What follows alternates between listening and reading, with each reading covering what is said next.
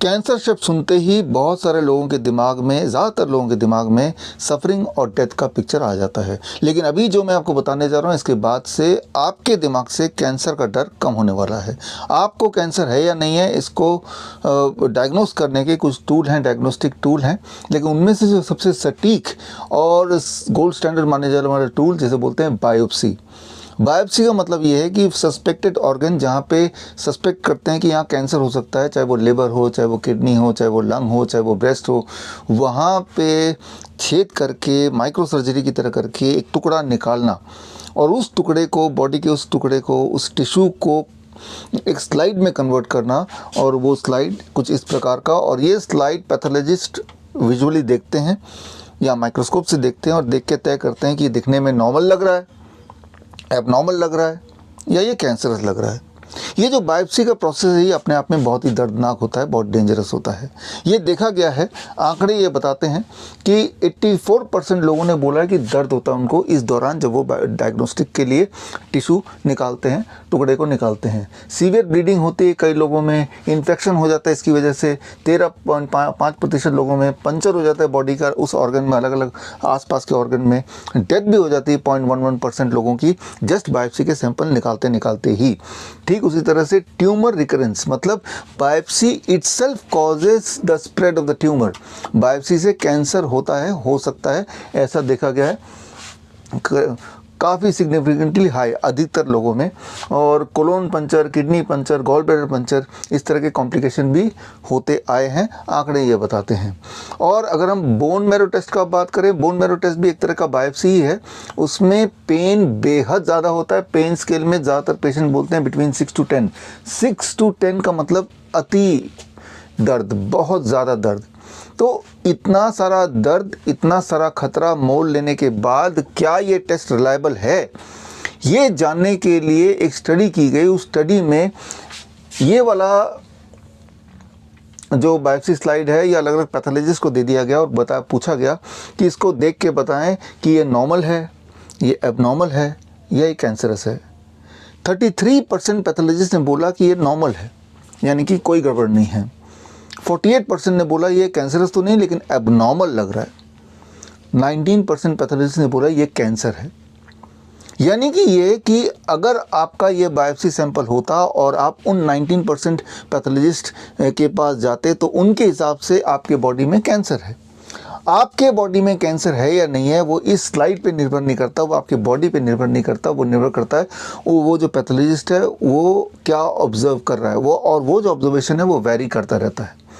यानी कि अगर बायोप्सी के रिपोर्ट में लिखा आ गया कि आपको कैंसर है, तो वो भगवान का लिखा हुआ कोई बाणी नहीं है, वो एक्यूरेट ऐसा भी नहीं है, उसमें बहुत सारा झोल हो सकता है या होता ही है।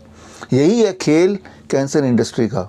और इस तरह के कई सारे उन्होंने ताने बाना बुन दिया है, चाहे वो बायोप्सी हो, चाहे वो पेट स्कैन हो, चाहे वो मेमोग्राम हो, जिसके थ्रू दे इन्वेंट कैंसर पेशेंट।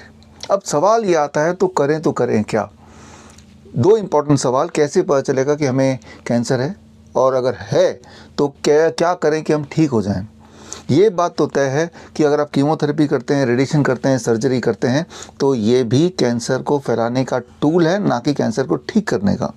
इन सारे जितने सारे तथ्य मैंने दिए, इन सारे के एविडेंसेस मैंने इस बुक में डाल दिए हैं। ये बुक लेके मैं हाजिर हूँगा आपके पास। Rabbit tortoise model for cancer cure, 13 अप्रैल 12 बजे लाइव मैं आपसे जुड़ूंगा कोरोनाकाल.tv में। ख़ास तौर से 13 अप्रैल का दिन मैंने चुना। 13 अप्रैल 1919 जलियांवाला बाग हत्याकांड। आप सबने, हमने इतिहास में पढ़ा है, अंग्रेज़ों ने हज़ारों भारतीयों पे गोली चला दी इस दिन, जिसमें छोटे बच्चे थे, महिलाएं थी, हज़ारों लोगों की डेथ हो गई। लेकिन अगर ध्यान से आप समझेंगे, पढ़ेंगे, आप तफ्तीश करेंगे तो पाएंगे कि गोलियां जिन्होंने चलाई उनमें से एक भी अंग्रेज़ नहीं था, वो भारतीय थे, वो इंडियन सोल्जर्स थे। ऑर्डर अंग्रेज़ ने दिया लेकिन गोली एक भारतीय ने दूसरे भारतीय पे चलाई। आज 103 साल के बाद भी माहौल ज़्यादा कुछ नहीं बदला है। बदला है तो सिर्फ वो खाकी वर्दी वाइट कोट में बदल गया है। ये जो अभी के जो कैंसर इंडस्ट्री के जो सारे प्रोटोकॉल है, वो प्रोटोकॉल यहाँ के नहीं है, हमारे देश के आयुर्वेद के नहीं है, वो कहीं और से कंट्रोल करके आते हैं और वो सफ़ेद कोट वालों को बता दिया जाता है कि इसको ऐसे करना है और वो हम पे लागू हो जाता है। And that is going to be very very dangerous. So actually cancer industry is taking your health and your wealth अपने प्रॉफिटेबिलिटी के लिए। तो करना क्या है, कैसे हम इस इंडस्ट्री से बचें, कैसे हम कैंसर इटसेल्फ से बचें, कैसे डायग्नोस्टिक्स हों, इस पे बहुत सारे इंटरेस्टिंग और इम्पॉर्टेंट बातें मैं आपसे शेयर करूंगा। एक छोटा सा ट्रेनिंग भी होगा एंड उस दिन ये किताब की का रिलीज़ भी होगा और ये किताब के रिलीज़ के साथ मैं एक लिंक दूंगा, उस लिंक से आप इस किताब को फ्रीली एक्सेस भी कर सकते हैं, फ्री डाउनलोड भी कर सकते हैं। तो खैर 13 अप्रैल दोपहर को 12 बजे कोरोनाकाल.tv में लाइव मुझसे जुड़िए।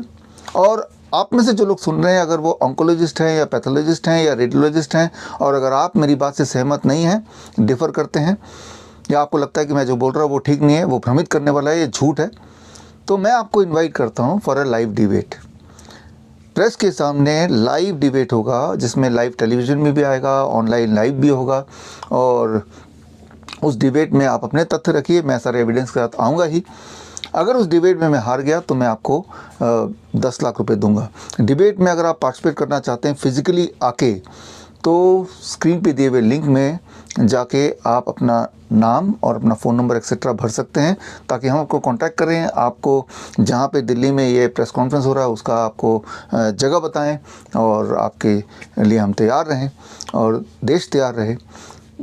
सच जानने का हक आपका है, तो सच जानने के हक भी आपका है। और अगर आप इस फील्ड से ऑलरेडी जुड़े हैं, तो कोई अगर उसको भ्रमित कर रहा है, जैसे कि किसी को लगता है कि अगर मैं भ्रमित कर रहा हूँ, तो यहाँ भी सच क्या है उसको जानने के लिए, लोगों तक पहुँचाने के लिए you have to take some action. तो उम्मीद करते हैं कि 13 तारीख को आप और मैं जुड़ने वाले हैं, और एक शब्द जिससे अधिकतर लोगों को डर लगता है, वो डर हमेशा के लिए ख़त्म होने वाला है। ऑल द बेस्ट, जय हिंद।